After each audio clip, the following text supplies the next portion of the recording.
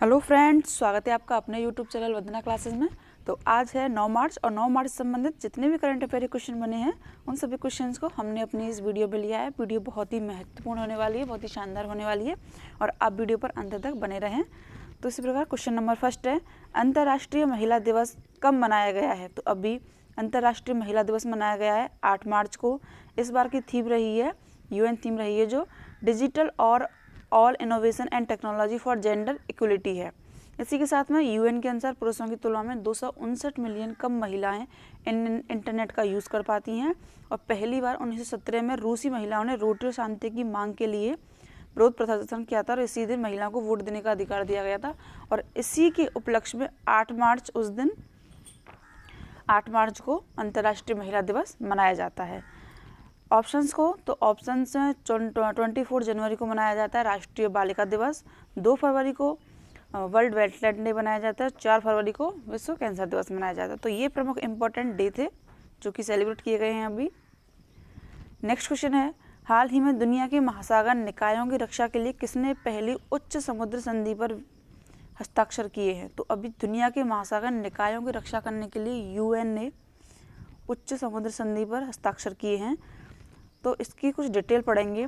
संधि समुद्री जीवन के संरक्षण का प्रबंधन करने और उच्च समुद्रों में समुद्री संरक्षण क्षेत्रों की स्थापना करने की एक निकाय बनाया जाएगा, जिसे महासागर के लिए पेरिस समझौता भी कहा जाता है।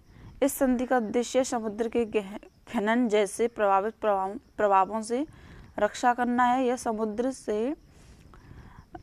समुद्र तल से खनिजों को इकट्ठा करने की भी प्रक्रिया है और इसमें जो कि अंतर्राष्ट्रीय सीबंड प्राधिकरण है उसके अकॉर्डिंग जो गहरे समुद्र हैं उन्हें किसी भविष्य में होने वाली गतिविधि के लाइसेंस की देखरेख करना है कि जो भी भविष्य में गतिविधि वगैरह होंगी तो उसको लाइसेंस वगैरह की देखरेख करता है और यह सुनिश्चित करने के लिए सख्त पर्यावरण के नियमों और संविधान के अधीन होगा कि वे स्थायी और जिम्मेदारी से किया करते हैं इस काम को।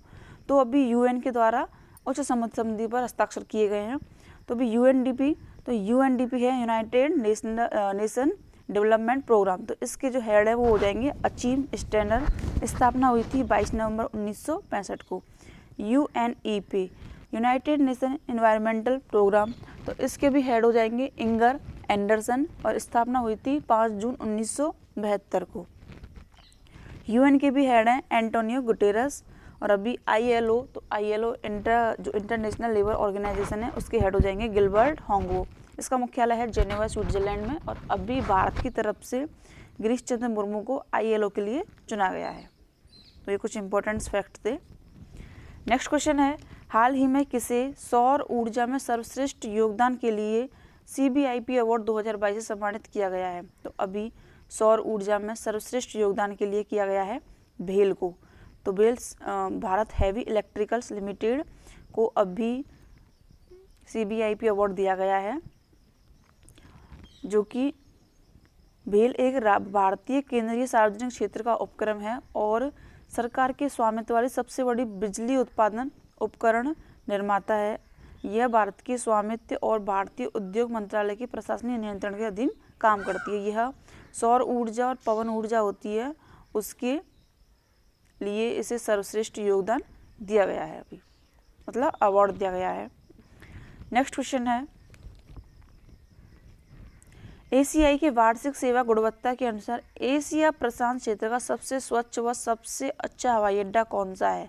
तो अभी ACI के वार्षिक सेवा गुणवत्ता के अनुसार है दिल्ली अंतर्राष्ट्रीय हवाई अड्डा, जो कि इंदिरा गांधी हवाई अड्डा है और उसे अभी सबसे अच्छा और सबसे स्वच्छ हवाई अड्डा का अवार्ड दिया गया है। तो अभी जो कि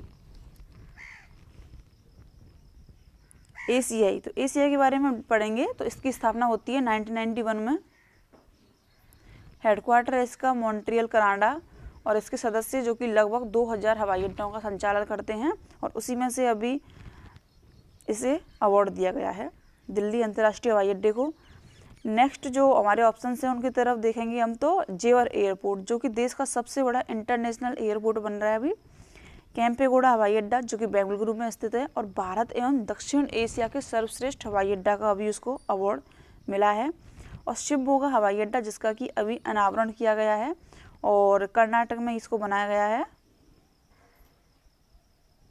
जो कि कमल के आकार के में अभी इसको बनाया गया है शिमोगा हवाई अड्डा को। तो रिसेंटली ये याद रखने वाला हवाई अड्डा है शिमोगा हवाई अड्डा। नेक्स्ट क्वेश्चन है, हाल ही में केंद्रीय मंत्री डॉक्टर जितेंद्र सिंह ने कहाँ सुशासन सम्मेलन का उद्घाटन किया है? तो अभी केंद्रीय मंत्री हैं जितेंद्र सिंह और उन्होंने अभी भोपाल, तो भोपाल में अभी राजधानी है एमपी की, और यहाँ पर अभी सुशासन सम्मेलन का उद्घाटन किया है। तो सुशासन दिवस कब मनाते हैं हम मनाते हैं 25 दिसंबर को सुशासन दिवस, या फिर गुड गवर्नेंस डे, सुशासन डे को कहते हैं।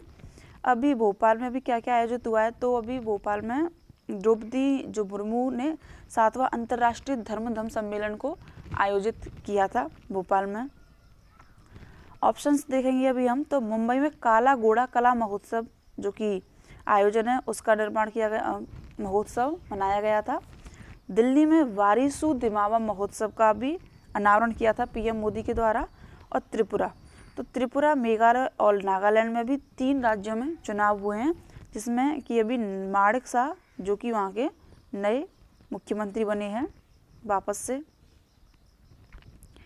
नेक्स्ट क्वेश्चन है, हाल ही में डिजिटल पेमेंट को बढ़ावा देने के लिए किसने हर पेमेंट डिजिटल मिशन लॉन्च किया है? तो अभी डिजिटल पेमेंट को स्मार्ट और डिजिटल शहरों की सूची में भारत का भी अभी नाम धीरे धीरे बढ़ रहा है। तो अभी इसमें डिजिटल पेमेंट को बढ़ावा देने के लिए आरबीआई ने एक मिशन लॉन्च किया है, जिसे हर पेमेंट डिजिटल मिशन के नाम से जानते हैं। नेक्स्ट क्वेश्चन है, हाल ही में किसने ग्राहकों के लिए क्वांटम कंप्यूटिंग लाने के लिए माइक्रोसॉफ्ट के साथ साझेदारी की है? तो अभी HCL जो कि हिंदुस्तान कंप्यूटर लिमिटेड कंपनी है, उसने अभी माइक्रोसॉफ्ट के साथ में साझेदारी की है। तो HCL, इससे पहले क्वांटम कंप्यूटर, तो क्वांटम कंप्यूटर का अगर विश्व के अकॉर्डिंग देखें तो पहला देश बन जाएगा कनाडा, और कनाडा ने भी अभी क्वांटम जो कंप्यूटर लाने के लिए अभी समझौता किया था, हस्ताक्षर किए थे समझौते पर, और भारत में अभी HCL कंपनी ने इस पर हस्ताक्षर किए हैं। ऑप्शंस की तरफ देखें तो TCS है, टाटा कंसल्टेंसी सर्विसेज लिमिटेड है, और दुनिया की सबसे बड़ी सूचना तकनीकी तथा बिजनेस प्रोसेस आउटसोर्सिंग जो सेवा प्रदाता कंपनी के रूप में से इसका भी एक नाम है विप्रो। तो विप्रो की फुल फॉर्म हो जाएगी western India palm refined oil limited है विप्रो। नेक्स्ट क्वेश्चन है, हाल ही में कहाँ 23वां राष्ट्रमंडल कानून सम्मेलन शुरू हुआ है? तो अभी 23वां राष्ट्रमंडल कानून शुरू हुआ है, जो कि गोवा में शुरू हुआ है। तो अभी गोवा के बारे में थोड़ा सा डिटेल में पढ़ेंगे। तो अभी गोवा में आर्द्र भूमि बचाओ अभियान शुरू किया था भूपेंद्र यादव के द्वारा। The vision for all school I health कार्यक्रम को भी गोवा में चलाया गया था। 53वां भारतीय अंतर्राष्ट्रीय फिल्म महोत्सव भी गोवा में हुआ था। और 9वीं विश्व आयुर्वेदिक कांग्रेस और आरोग्य एक्सपो 2022 का उद्घाटन किया गया था गोवा में। तो ये प्रमुख जो इम्पोर्टेंट्स पॉइंट थे वो अभी हमारे गोवा में सेलिब्रेट किए गए थे। ऑप्शंस को देखेंगे तो ऑप्शंस में अभी 120 फीट ऊंची पोलो प्रतिमा का उद्घाटन किया गया था अमित शाह के द्वारा। और गुजरात में अभी अर्बन 20 जो कि सम्मेलन है G20 के तहत, तो अभी उसको फरवरी से लेकर जुलाई तक चलाया जाएगा अर्बन 20 मिशन को। और पश्चिमी बंगाल की योजना है लक्ष्मी भंडार योजना।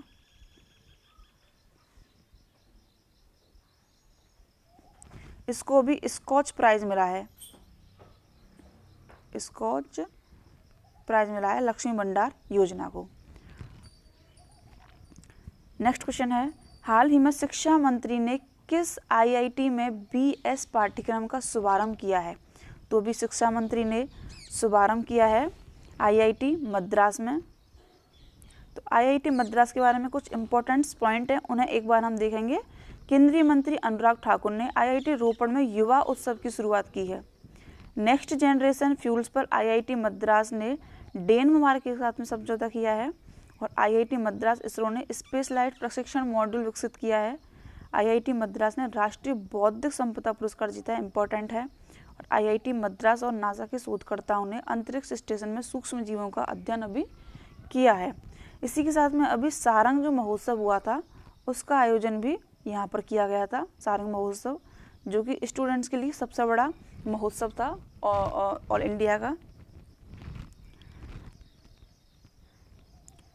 नेक्स्ट क्वेश्चन है, हाल ही में केंद्रीय सिंचाई एवं विद्युत बोर्ड पुरस्कार किस संस्था को प्रदान किया गया है? तो अभी सिंचाई एवं जो कि विद्युत बोर्ड पुरस्कार है वह अभी एनटीपीसी को दिया गया था।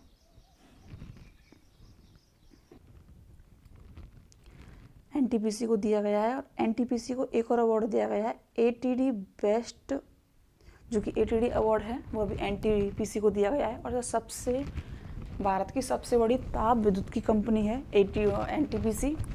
अभी ऑप्शंस की तरफ, तो ऑप्शंस को भी एक बार देख लेते हैं। एनएचपीसी जिसकी फुल फॉर्म है national hydro electric power corporation है और यह सौर ऊर्जा व पवन ऊर्जा की कंपनी है। नाबार्ड, तो नाबार्ड है national bank for agriculture and rural development जो कि बैंक है और यह एग्रीकल्चर जो कि किसान निकाय बैंक है। और इसकी स्थापना हुई थी, इम्पोर्टेंट क्वेश्चन है कि इसकी स्थापना हुई थी छठवीं पंचवर्षीय योजना थी, उसमें स्टार्ट हुई थी 1980 से 85 के बीच में हुई थी, जो कि एक्चुअल डेट है वो है 12 जुलाई 1982 को।